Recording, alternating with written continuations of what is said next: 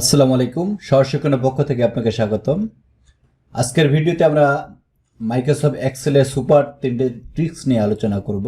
আমার সামনে দেখতে পাচ্ছেন এখানে একটি ডেটা টেবিল। যে 3টি ট্রিক্স নিয়ে আলোচনা করব তার একটি হলো কিভাবে আমরা এই সংখ্যার শেষে বাংলাদেশি টাকার সিম্বলটি আনতে পারি। 2, সংখ্যার সামনে আমরা কিভাবে টিকে লিখতে পারি, অর্থাৎ টাকা লিখে দিতে পারি বা বিডিটি লিখে দিতে পারি। আরেকটি ট্রিক্স দেখব, আমরা সচরাচর এক্সেলে যখন সংখ্যা লিখি সেই সংখ্যাগুলো তিনটি সংখ্যার পর একটি কমা থাকে, তারপর 3টি সংখ্যার পরে কমা থাকে, কিন্তু বাংলাদেশি নিয়মে আমাদের কমাগুলি হয় 3 সংখ্যা 2 সংখ্যা পরপর। এই 3টি ট্রিক্স দেখব। চলুন শুরু করা যাক আজকের ক্লাস। প্রথমে আমরা দেখি কিভাবে টাকার সিম্বলটি দেওয়া যায়। আপনি যদি ইউটিউব ভিউয়ার হয়ে থাকেন তাহলে চ্যানেলটি সাবস্ক্রাইব করে পাশে বেল আইকনটি ক্লিক করুন। আর যদি ফেসবুক ভিউয়ার হয়ে থাকেন তবে ফলো বাটনে ক্লিক করে রাখুন, তাহলে আমাদের পরবর্তী ক্লাসে ভিডিওগুলো আপনি খুব সহজেই পেয়ে যাবেন। দেখতে পাচ্ছেন এখানে এই কলামে যে সংখ্যাগুলো আছে তার শেষে টাকার সিম্বল আছে, তার পাশের যে কলামটি এই কলামে কোনো সিম্বল নাই। আমি এই কলামে কিভাবে টাকার সিম্বল দেওয়া যায় এটি দেখিয়ে দিব। তার আগে আপনাদের বলে রাখি, মাইক্রোসফট অফিস ভার্সন 2010-এর উপরে, যেমন 2010, 2013, 2016 এই ভার্সনগুলোতে বাংলাদেশি টাকার সিম্বল দেওয়া যাবে। 2010-এর নিচে যে ভার্সনগুলো আছে, যেমন 2007, এই ভার্সনগুলোতে বাংলাদেশি টাকার সিম্বল দেওয়া যাবে না। আমরা যে কলামে টাকার সিম্বলটি দিতে চাচ্ছি সেই কলামটি সিলেক্ট করে নিব। নিয়ে অ্যাকাউন্টিং এই নাম্বারের যে রিবন আছে এই রিবন থেকে অ্যাকাউন্টিং নাম্বার ফরম্যাটে drop down arrow, accounting number format কোনটি, এই যে ডলার সিম্বল দেওয়া এবং তার পাশে একটি অ্যারো চিহ্ন আছে, এটি অ্যাকাউন্টিং নাম্বার অফ সিম্বল। এখান থেকে ড্রপ ডাউন অ্যারোতে ক্লিক করে যাব মোর অ্যাকাউন্টিং অপশনে, মোর অ্যাকাউন্টিং ফরম্যাট। এখানে ক্লিক করলে অটোমেটিক অ্যাকাউন্টিং সিলেক্ট করাই থাকবে। যদি আমরা নাম্বারে কলামটি সিলেক্ট করেছি এই কারণে অ্যাকাউন্টিং সিলেক্ট করা আছে। তার পাশে আমরা দেখতে পাচ্ছি সিম্বলের একটি ঘর আছে, এই ঘরেও একটি ডান পাশে অ্যারো চিহ্ন আছে, ড্রপ ডাউন অ্যারো আছে। এই ড্রপ ডাউন অ্যারোতে ক্লিক করলে পৃথিবীর অনেক দেশেরই কারেন্সি সিম্বল আছে। এখান থেকে বাংলাদেশি কারেন্সি সিম্বলটি খুঁজে বের করতে হবে। একটু নিচের দিকে আছে, একটু খুঁজতে খুঁজতে যেতে হবে, একটু মনোযোগ সহকারে যাবেন। এই যে বাংলাদেশি, এটি ক্লিক করে দিয়ে ওকেতে ক্লিক করলে বাংলাদেশি টাকার সিম্বল চলে এসেছে। দেখতে পাচ্ছেন বাংলাদেশি টাকার সিম্বল চলে এসেছে। আশা করি বুঝতে পেরেছেন কিভাবে আমরা সংখ্যায় বাংলাদেশি টাকার সিম্বল নিয়ে আসব। নেক্সট পরের কাজটি হলো কিভাবে সংখ্যার সামনে টিকে দেওয়া যায়। এই টিকে দেওয়ার সিস্টেমটি এখন আমরা দেখব। টিকে দেওয়ার সিস্টেমটি দেখতে হলে প্রথমে আমাদের যে কাজটি করতে হবে, এই এমএস এক্সেলটি মিনিমাইজ করে রেখে দিলাম, কারণ ওইখানে যেহেতু দেখাবো। তার জন্য আমাদের প্রথমে কাজ করতে হবে কন্ট্রোল প্যানেলে একটু কাজ করে নিতে হবে।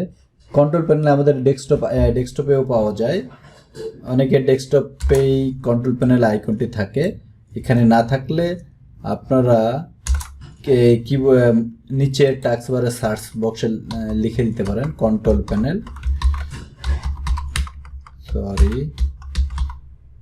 CONT, কন্ট্রোল প্যানেল লিখলে চলে আসে। এখান থেকে কারো এই কন্ট্রোল প্যানেলের সিম্বলগুলো এই অবস্থায় নাও থাকতে পারে, অনেকে এই অবস্থায় থাকবে। যদি কন্ট্রোল প্যানেলে আপনার এই ডেস্কটপের এই মুডে থাকে তাহলে ক্যাটাগরি থেকে আপনি লার্জ আইকন ক্লিক করে নেবেন। এখান থেকে আমরা যাব রিজন, এই রিজনে কাজ করব। রিজন অপশনে গিয়ে ডাবল ক্লিক করে দিলেই আমাদের রিজনে একটি নতুন ডায়লগ বক্স ওপেন হয়ে আসবে। এখান থেকে আমরা অ্যাডিশনাল সেটিংসে ক্লিক করব। অ্যাডিশনাল সেটিংসে ক্লিক করলে নতুন আমাদের একটি ডায়লগ বক্স ওপেন হবে, যেই ডায়লগ বক্সটির নাম হলো কাস্টমাইজ ফরম্যাট। কাস্টমাইজ ফরম্যাটের নিচের দিকে 4টি ট্যাব আছে। এই 4টি ট্যাব হলো number, currency, time and date. আমরা এই 4টি ট্যাব থেকে কারেন্সি ট্যাবে ক্লিক করব। কারেন্সি ট্যাবে ক্লিক করার পরে দেখতে পারবো এখানে কারেন্সি সিম্বল নামে একটি কথা আছে, তার পাশে একটি ডান পাশে বক্স আছে, এই বক্সের আবার একটি ড্রপ ডাউন অ্যারো আছে। এখান থেকে আমরা যে কাজটি করব, শুধু এখানে প্রথমে টিকে টাকাটি লিখে অ্যাপ্লাই ওকে, দেন রিজন ডায়লগ বক্সটি অ্যাপ্লাই ওকে। এটি ক্লিক করলেই আমরা দেখতে পারবো আমাদের এটি সিলেক্ট করে এই অ্যাকাউন্টিং নাম্বার ফরম্যাটে যদি আবার ক্লিক করি, টাকা একটি শব্দ চলে এসেছে, দেখতে পাচ্ছেন টাকাটি এখানে আছে।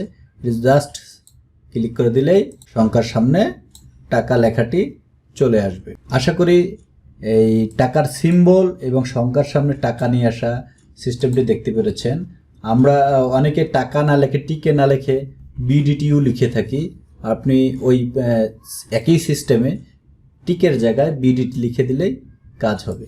এবার আমরা দেখব কিভাবে আমরা বাংলাদেশি নিয়মে 3 সংখ্যা পর কমা, তারপর 2 সংখ্যা পর পর কমা ইউজ করতে পারি। এই কাজটির জন্য কন্ট্রোল প্যানেল থেকে রিজনে অপশনে ডাবল ক্লিক, দেন আমাদের রিজন ডায়লগ বক্স থেকে অ্যাডিশনাল সেটিংসে আবার ক্লিক করব। দেন এখানে এসে আমরা যে আবার কারেন্সি ট্যাবে ক্লিক করব। কারেন্সি ট্যাব থেকে নিচের দিকে আসলে আমরা একটি অপশন দেখতে পাবো ডিজিট গ্রুপিং, তার ডান পাশেও বক্স আছে এবং একটি ড্রপ ডাউন অ্যারো আছে। এই ড্রপ ডাউন অ্যারোতে ক্লিক করার পরে নিচের দিকে আসলে দেখব কয়েকটি ফরম্যাটে ডেটা আছে, যেমন প্রথমে 3 সংখ্যা পর কমা, তারপর 3 সংখ্যা পর পর কমা, তারপর 3 সংখ্যা পর কমা এবং কমা নেই, এবং সব শেষেরটি আছে 3 সংখ্যা পর কমা এবং 2 সংখ্যা পর পর একটি করে কমা। এটি হলো আমাদের বাংলাদেশি সিস্টেম। এটি এই 3 সংখ্যা এবং 2 সংখ্যা পর পর কমার সংখ্যাটি সিলেক্ট করে অ্যাপ্লাই ওকেতে ক্লিক করব, দেন রিজন ডায়লগ বক্সটিরও অ্যাপ্লাই এবং ওকেতে ক্লিক করে দিব। তাহলে এক্সেল শিটে এসে দেখতে পারবো আমরা এটি।